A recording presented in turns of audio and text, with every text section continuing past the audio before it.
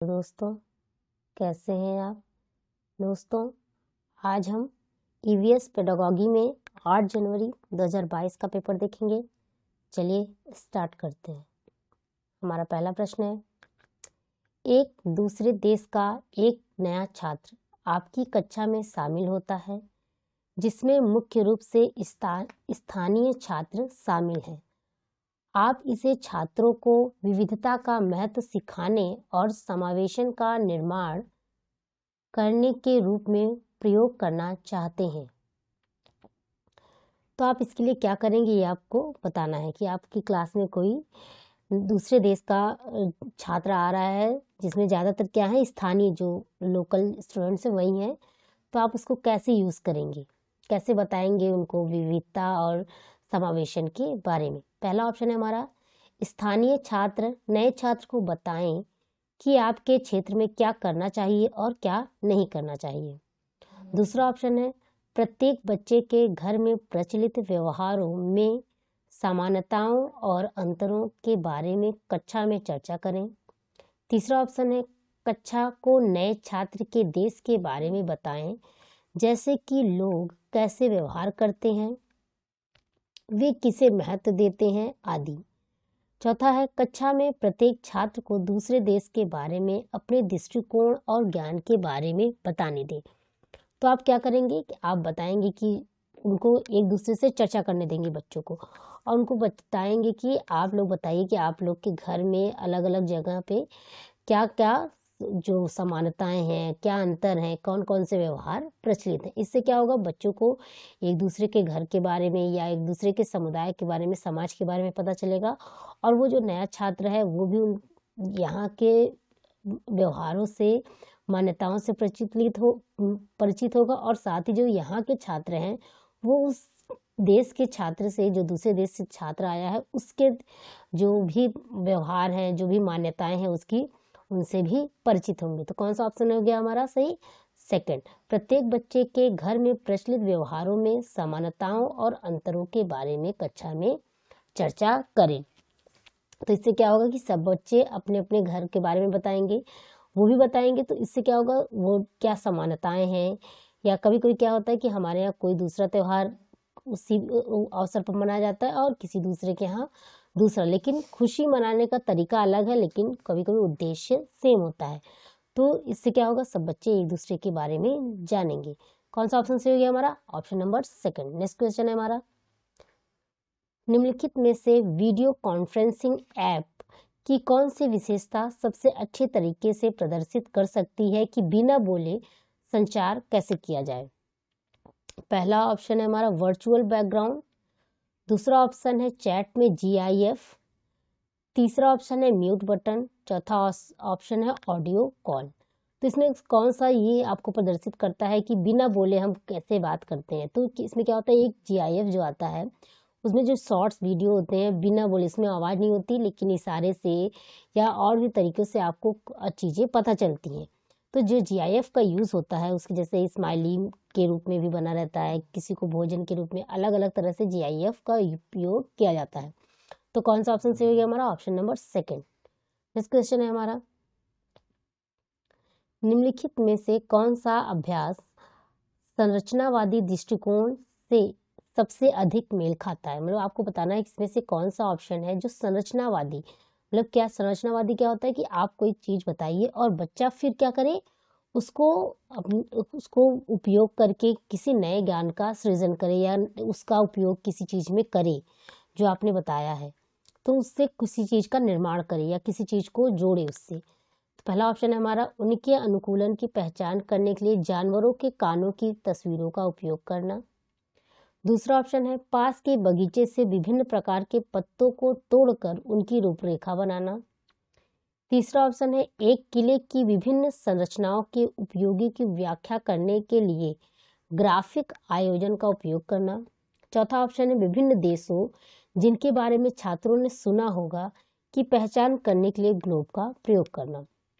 तो इसमें क्या सबसे अच्छा रहेगा कि आप जिन देशों के बारे में बच्चों ने सुना है उसकी उन्हें ग्लोब पर पहचान करने को रहती है। तो इससे क्या होगा, वो जो अपने भाई आपने बता दिया है, उनकी स्थिति बता दी है, तो वो अब ग्लोब पे उसकी स्थिति को देखेंगे तो क्या करेंगे, वो अपने ज्ञान का निर्माण करेंगे। तो कौन सा ऑप्शन सही हो गया हमारा, ऑप्शन नंबर 4। नेक्स्ट क्वेश्चन है हमारा, निम्नलिखित में से कौन सा सक्रिय शिक्षण में लगे छात्रों का सर्वश्रेष्ठ उदाहरण है। आपको बताना है कि इसमें से कौन सा उदाहरण है जो बच्चों के सक्रिय रूप से, मतलब बच्चे जहाँ पे इन्वॉल्व हैं उस तरह का कौन सा शिक्षण कार्य है। पहला ऑप्शन है हमारा, छात्र श्यामपट्ट पर लोगों द्वारा दिए जाने वाले विभिन्न प्रकार के कार्यों के बारे में अपने विचारों का मानस चित्रण या माइंड मैप बनाएंगे। दूसरा ऑप्शन है, दो छात्र मिलकर फूल के उन विभिन्न भागों की सूचीबद्ध करेंगे जिनका उल्लेख ईवीएस पाठ्यपुस्तक में किया गया था। तीसरा ऑप्शन है, पोचमपल्ली साड़ियों पर एक वीडियो देखने के बाद छात्र साड़ियों पर बने विभिन्न प्रतिरूपों के चित्र बनाएंगे। चौथा ऑप्शन है, छात्र इमारतों के निर्माण में उपयोग होने वाली विभिन्न प्रकार की चीजों के बारे में श्यामपट्ट पर लिखी जानकारी को लिखते हैं। तो इसमें से कौन सा है जो सब बच्चों के सक्रिय शिक्षण को प्रदर्शित करता है। तो क्या होगा, छात्र क्या करें कि जो भी श्यामपट्ट पर आप बता रहे हैं उसका माइंड मैप बनाएं, मतलब उसका चिंतन करें। तो क्या होगा, बच्चे सक्रिय हैं इसमें। क्यों सक्रिय है, क्योंकि बच्चे उसका माइंड मैप अपने माइंड में बना रहे हैं, तो वो ज़्यादा तरीके से जो भी वो देख रहे हैं उसको सोच रहे हैं। तो कौन सा सही हो गया हमारा, ऑप्शन नंबर पहला, कि छात्र श्यामपट्ट पर लोगों द्वारा दिए जाने वाले विभिन्न प्रकार के कार्यों के बारे में अपने विचारों का मानस चित्रण या माइंड मैप बनाएंगे। नेक्स्ट क्वेश्चन है हमारा, पाक शास्त्र पर एक पाठ के संबंध में निम्नलिखित में से कौन सा प्रामाणिक कार्य होगा। मतलब आपको क्या बताना है कि भोजन के बारे में आपको बच्चों को बताना है, तो इसमें से कौन सा होगा जो सबसे अच्छा कार्य होगा जिसके बारे में बच्चे आसानी से समझ सकते हैं। पहला ऑप्शन है हमारा, कक्षा में छात्रों को वास्तविक सामग्री से सैंडविच बनाकर दिखाना। दूसरा ऑप्शन है, छात्रों से गेहूं के आटे से बने व्यंजनों की सूची लिखने को कहना। तीसरा ऑप्शन है, अपने विद्यालय में आग रहित खाना बनाने के मेले का आयोजन करना जहां छात्र व्यंजन बनाते और बेचते हैं। चौथा ऑप्शन है, कक्षा में बच्चों के लिए बगीचा बनाना जहां सभी बच्चों को टमाटर, मिर्च आदि जैसे पौधे उगाने के लिए कहना। तो इसमें से सबसे अच्छा कार्य कौन होगा कि आप बच्चों को विद्यालय में, मतलब आग रहित में, क्योंकि बच्चे छोटे हैं अभी, तो बिना आग से जो बिना पकाए जो भी खाना बनता हो उस तरह के बना के उस मेले का आयोजन करिए। फिर बच्चे क्या है वो भोजन बनाएं, जैसे सलाद बना लें या ब्रेड लेकर उस पर कुछ जैसे बटर से कुछ डिज़ाइन बना ले या इसी तरह से कुछ भी करके उसे बेचे। तो ये हम लोग होता भी है कि जब चिल्ड्रंस डे पे फेट लगती है तो उसमें ये सब किया जाता है। बच्चों को इससे क्या होता है कि उसको विभिन्न जो भोज्य पदार्थ होते हैं उसके जो पौष्टिक गुण हैं उनके बारे में पता चलता है, उसको बनाने के बारे में भी वो बच्चे सीखते हैं, तो वो उससे सीखते हैं। तो कौन सा ऑप्शन सही हो गया हमारा, ऑप्शन नंबर 3। नेक्स्ट क्वेश्चन है हमारा,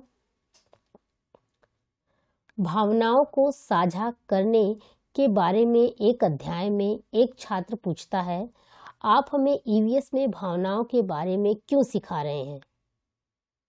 निम्नलिखित में से कौन सा उत्तर ईवीएस में इस पाठ को सीखने के प्रयोजन का सबसे अच्छा वर्णन करेगा। मतलब भावनाओं के बारे में शिक्षिका बता रही थी छात्रों को, तो उसने पूछा कि आप हमें ईवीएस में भावनाओं के बारे में क्यों बता रही हैं, ये क्यों आप हमें सिखा रहे हैं, ये हमें आप बताइए। तो क्या होगा, इसमें से आपको बताना है कि कौन सा सबसे उपयुक्त कारण है जिसकी वजह से हम ईवीएस में भावनाओं के बारे में पढ़ते हैं।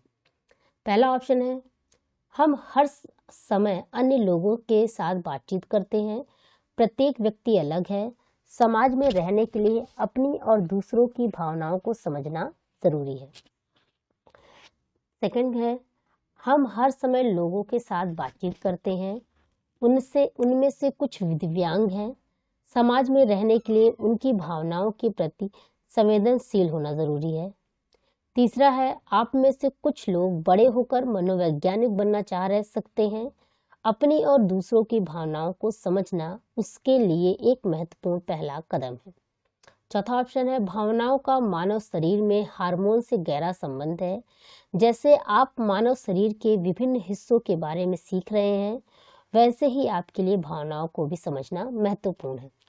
तो इसमें क्या होता है कि देखिए, हम बच्चों को क्या करते हैं कि हम बच्चों की जो ज्ञान है उसको उसके समाज से जोड़ते हैं। मतलब आप स्कूली शिक्षा को क्या कीजिए, समाज से जोड़िए, ये हमारा एक उद्देश्य है। तो ये जो भावनाएं सिखाते हैं हम, इसलिए सिखाते हैं ताकि बच्चे को क्या करना है, समाज में ही अपना जीवन यापन करना है, वो लोगों को समझ सके, उनकी भावनाओं को समझ सके, उनका सम्मान कर सके। तो हम क्यों पढ़ाते हैं, सिर्फ दिव्यांगों की बात नहीं करते, सभी की भावनाओं को वो समझ सके। मनोवैज्ञानिक बने या ना बने, लेकिन बच्चे को एक आदर्श नागरिक बनने के लिए जरूरी है कि वो दूसरों की भावनाओं को समझे।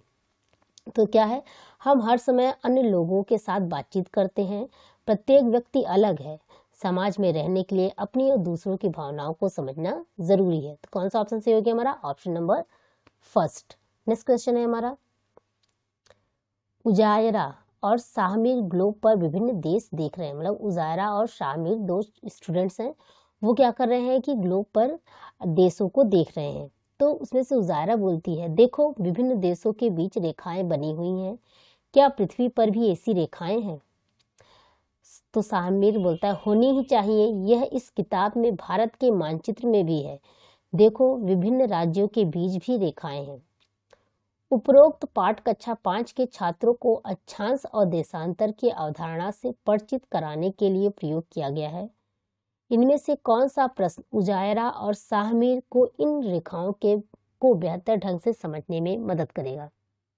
मतलब क्या है कि बच्चों को आपको क्या करना है कि अक्षांश और देशांतर की बारे में आपको बताना है। तो इसमें से कौन सा प्रश्न रहेगा जो बहुत अच्छा रहेगा कि जिससे बच्चे जो है अक्षांश और देशांतर के बारे में समझ सकेंगे। तो पहला ऑप्शन है हमारा, आपके अनुसार सड़कों पर सफेद रेखाएं क्यों बनाई जाती हैं। दूसरा ऑप्शन है, आप ज्यामिति में बिंदुओं को आलेखित करने के लिए ग्राफ बुक का प्रयोग क्यों करते हैं। तीसरा ऑप्शन है, फोटो लेते समय आपके कैमरे की स्क्रीन पर ग्रिड रेखाएं क्यों नजर आती हैं।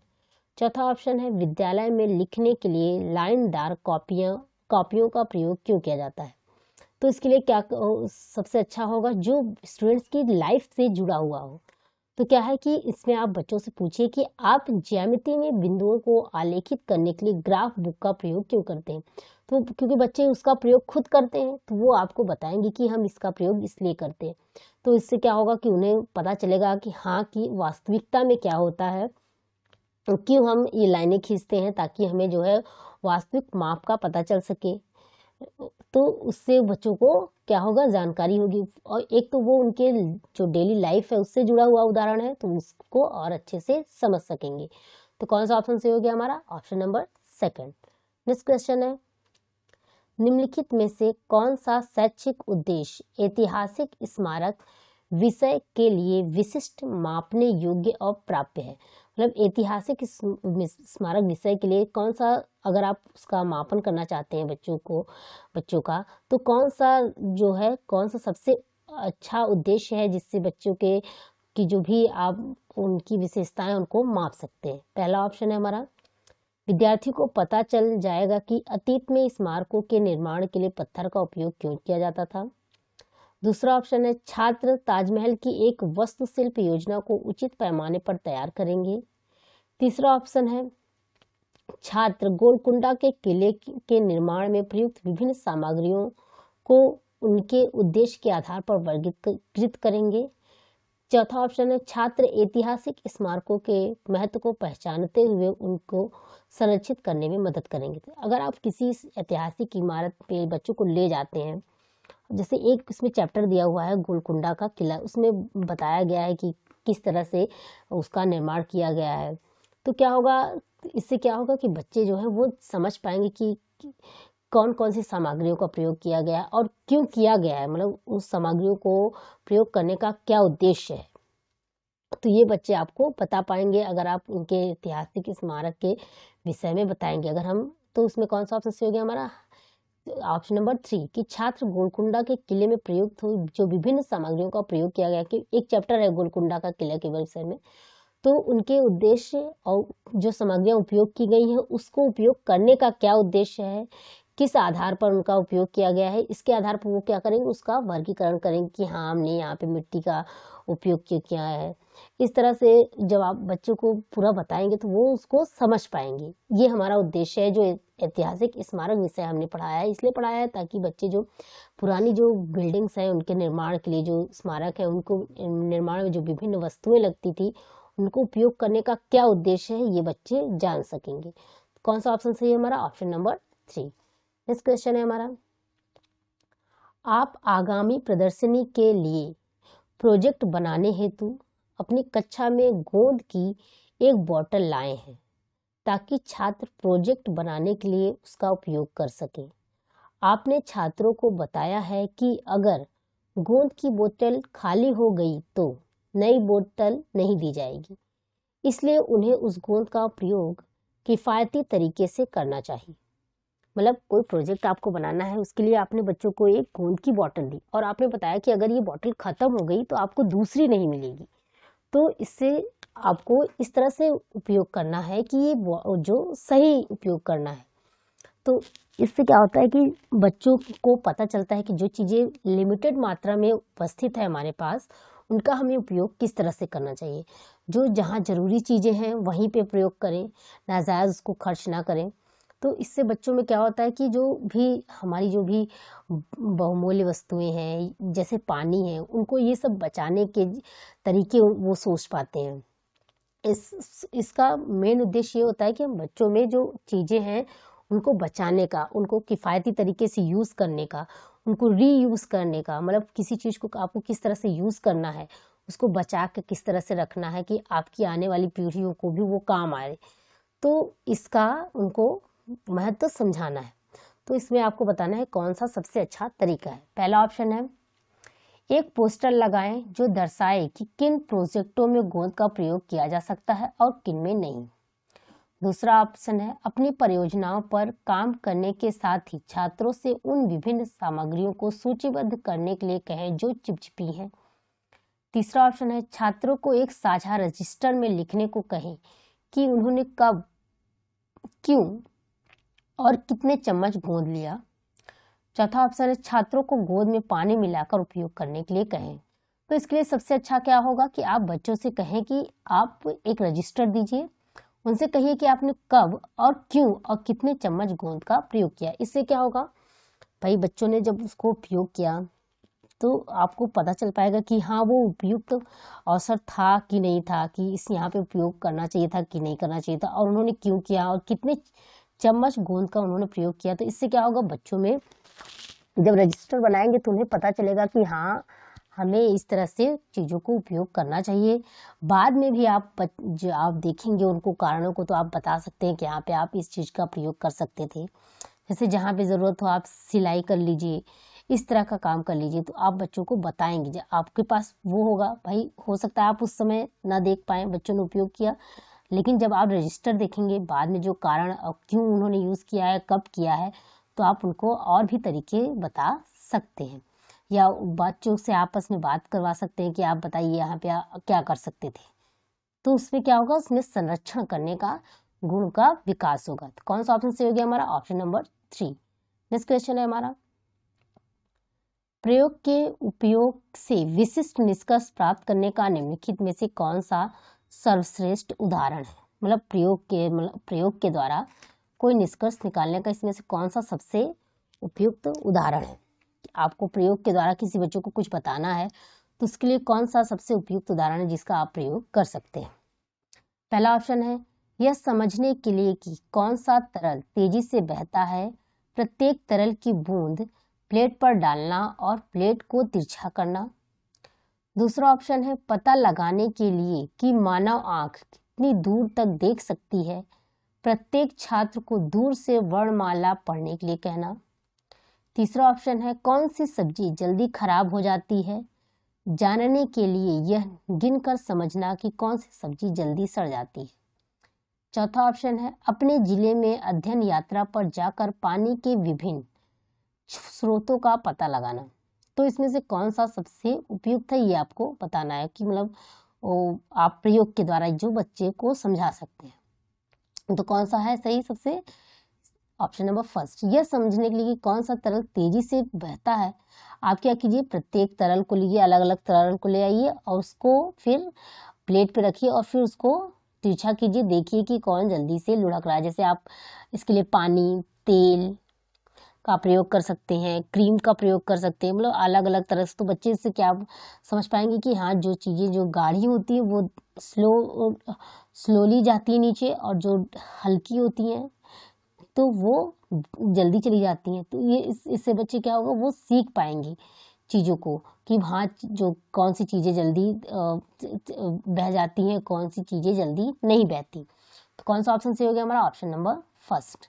नेक्स्ट क्वेश्चन है हमारा, ऋतुओं के विषय को प्रस्तुत करने के लिए निम्नलिखित में से कौन सा आकर्षक या प्रारंभिक उदाहरण के रूप में सबसे अधिक प्रासंगिक है? मतलब ऋतुओं का विषय आप बच्चों को पढ़ाना चाहते हैं, तो इसमें से कौन सा ऑप्शन होगा जिसका उदाहरण आप देकर बच्चों को उसके बारे में उन्हें बता सकते हैं? पहला ऑप्शन है हमारा, तापमान, वस्त्रों, गतिविधियों और पौधों आदि के संदर्भ में ग्रीष्म और शिशिर के बीच में अंतरों का वर्णन करना। दूसरा ऑप्शन है, छात्रों को एक टोपी, एक बरसाती और एक स्वेटर दिखाना और उनसे पूछना कि उन्होंने इनमें से किसका उपयोग किया है।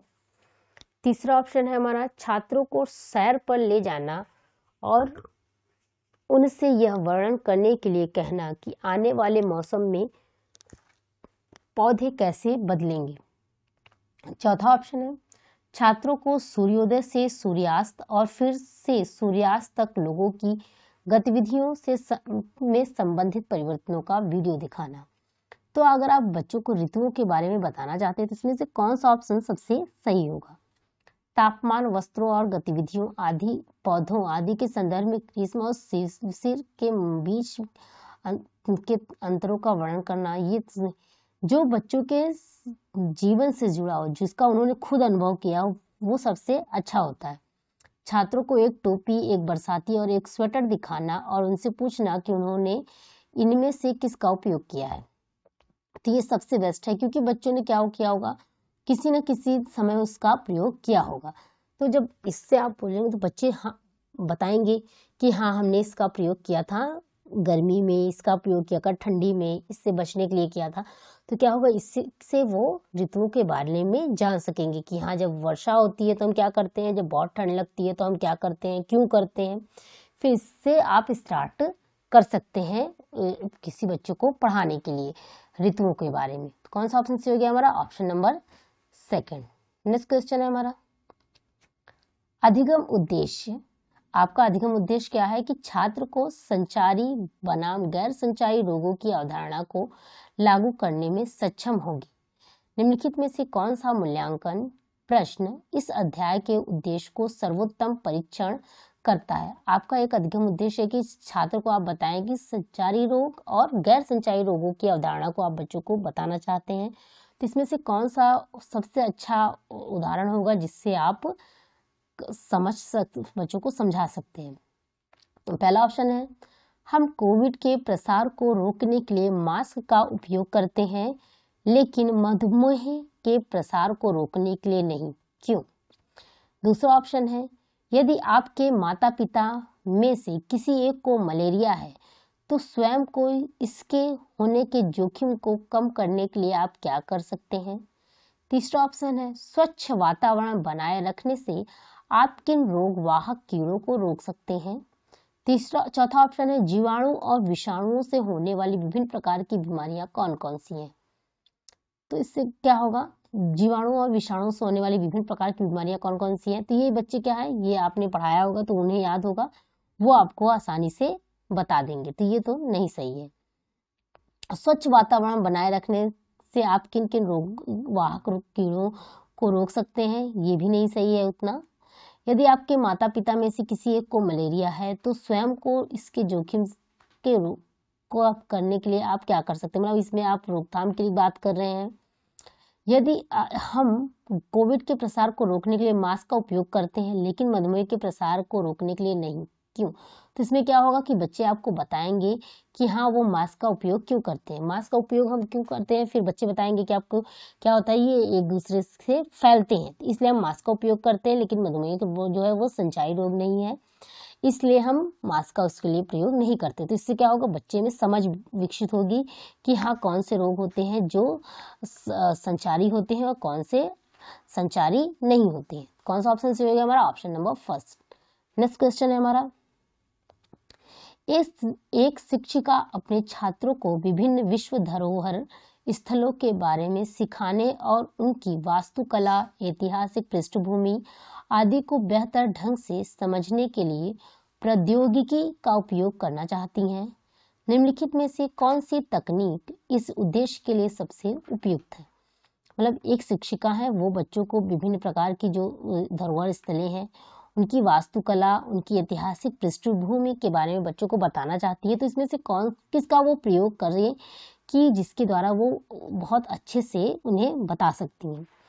पहला ऑप्शन है हमारा सिमुलेशन सॉफ्टवेयर, दूसरा है एनिमेटेड वीडियो, तीसरा है आभासी वास्तविकता, चौथा है ग्राफिक डिजाइन सॉफ्टवेयर। तो इसमें सबसे अच्छा क्या होता है ये आपको बताना है। एनिमेटेड में तो क्या होता है कि एनिमेटेड वीडियो में, सिमुलेशन में सॉफ्टवेयर जो होता है इसका प्रयोग करते हैं कि उसी तरह की जो चीज़ें बनी होती हैं उनका हम उपयोग करते हैं बच्चों किसी चीज़ को दिखाने के लिए, एनिमेटेड में बने होते हैं उसी तरह से। ग्राफिक डिज़ाइन सॉफ्टवेयर मतलब ग्राफ के द्वारा जो सॉफ्टवेयर होते हैं उनके द्वारा हम बनाते हैं किसी चीज़ को, ठीक। तो आभासी वास्तविकता जिसको कहते हैं वर्चुअल रियलिटी, मतलब क्या करते हैं उसमें क्या होता है कि चीज़ें जो होती है आपको ऐसा लगेगा कि आप वहीं उसी जगह पे आ गए हैं, इस तरह से वो वर्चुअल रियलिटी बोलते हैं उसको, उसमें बना होता है। जैसे अगर आप इलाहाबाद में रहते हैं तो यहाँ पे जब जाएंगे आप आनंद भवन में, तो जो तारा मंडल दिखाया जाता है उसी तरह से वो होता है, तो आपको लगेगा कि हाँ आप उसी ऐतिहासिक जगह पे मौजूद हैं। तो इससे क्या होता है कि बच्चे उस मतलब रियलिटी में उसका अनुभव कर पाते हैं कि हाँ वो उसी स्थल में या उसी धरोहर में आके खड़े हुए हैं, तो एक एक चीज़ों को आसानी से देख सकते हैं। तो कौन सा ऑप्शन सही हो गया हमारा? Option number 3। नेक्स्ट क्वेश्चन है हमारा, शिक्षक खाद्य परिरक्षण की अवधारणा सिखाना चाहते हैं। निम्नलिखित में से कौन सी खाद्य सामग्री इस अवधारणा को समझने के लिए सबसे उपयुक्त है? मतलब शिक्षक बच्चों को खाद्य परिरक्षण मतलब कि खाने को, किसी चीज को लंबे समय तक उसको टिकाऊ बनाने के लिए ये कैसे करना है ये बच्चों को आप बताना चाहते हैं। तो इसके लिए कौन सा ऑप्शन है जो सबसे उपयुक्त है? पहला ऑप्शन है पापड़, दूसरा चिप्स, तीसरा दही, चौथा कच्चा आम। तो कच्चा आम क्या है, ये कुछ दिन तक रहता है लेकिन उसके बाद ये नहीं खराब होने लगता है। दही क्या है, इसको संरक्षण करने की जरूरत नहीं होती, मतलब ये कुछ दिन तक, 1-2 दिन रहेगा फिर खट्टा होगा, फिर उसके बाद धीरे धीरे खराब होने लगता है। पापड़ में भी हम ऐसा कुछ नहीं मिलाते, लेकिन जो चिप्स होता है इसमें क्या करते हैं हम नमक मिला के इसको अलग अलग फ्लेवर में, जैसे केले का या आलू का, ये किसी भी तरह का चीज़ मिला उसमें नमक मिला के हम क्या करते हैं बहुत लंबे समय तक उसको रख सकते हैं। तो आप बताएंगे बच्चों को कि हम क्या करते हैं, इसमें उनको काट लेते हैं पतला पतला, फिर उनमें हम नमक मिला के, मसाले मिला के उनको बहुत दिनों तक संरक्षित करके रख सकते हैं। तो कौन सा ऑप्शन सही हो गया हमारा? Option number 2। नेक्स्ट क्वेश्चन है हमारा, सुश्री वैष्णवी समुदाय से प्राप्त उदाहरणों को प्रयोग करते हुए पर्यावरण में चीजों की अन्योन्याश्रिता का विचार सिखा रही हैं। निम्नलिखित में से कौन सा उदाहरण इस अवधारणा को समझाने के लिए सबसे उपयुक्त है? मतलब जो वैष्णवी है वो समुदाय से ही कुछ एग्जाम्पल लेना चाहते हैं जिससे वो बच्चों को सिखा सके कि क्या होता है कि सब एक दूसरे पर निर्भर होते हैं, हम आप पे, आप हम पे निर्भर है। तो ये आप बच्चों को अगर बताना चाहते हैं तो इसमें से कौन सा ऑप्शन है जो सबसे सही तरह से इस अवधारणा को बताने में उनकी मदद कर सकता है? पहला ऑप्शन है हमारा खेल का परित्यक्त मैदान, दूसरा ऑप्शन है कूड़ा एकत्र करने की जमीन, चौथा ऑप्शन है पुलिस थाना, तीसरा ऑप्शन है पुलिस थाना, चौथा ऑप्शन है नाई। तो खेल का जो परित्यक्त मैदान है, खेल का जो मैदान है उसमें लोग, हम तो उस पर डिपेंड है लेकिन वो हम पर डिपेंड नहीं है। इसी तरह कूड़ा एकत्र करने की ज़मीन भी हम उस पर डिपेंड है कि हम अपना कूड़ा वहाँ फेंकते हैं, लेकिन वो हमारे ऊपर डिपेंड नहीं है, बल्कि हम वहाँ ना फेंकें तो उसके लिए ज़्यादा अच्छा होगा।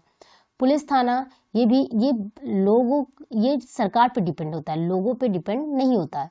नाई क्या है, ये हमारा सबसे उपयुक्त उदाहरण है। क्यों? क्योंकि नाई क्या है, हम उस पर डिपेंड है कि हम अगर वहाँ पे अपना बाल नहीं कटवाएंगे तो हम फिर और कहीं कैसे कटवाएंगे। और नाई भी हमारे ऊपर डिपेंड है, क्योंकि अगर हम उससे बाल नहीं कटवाएंगे, उससे पैसे नहीं देंगे तो उसका घर का खर्च नहीं चलेगा, उसका जीविकोपार्जन नहीं हो पाएगा। तो ये क्या है, एक दूसरे पर दोनों डिपेंड है, नाई हम पर और हम नाई पर। ये सबसे उपयुक्त उदाहरण है। तो आज की क्लास में इतना ही, मिलते हैं आपसे नेक्स्ट वीडियो में। धन्यवाद।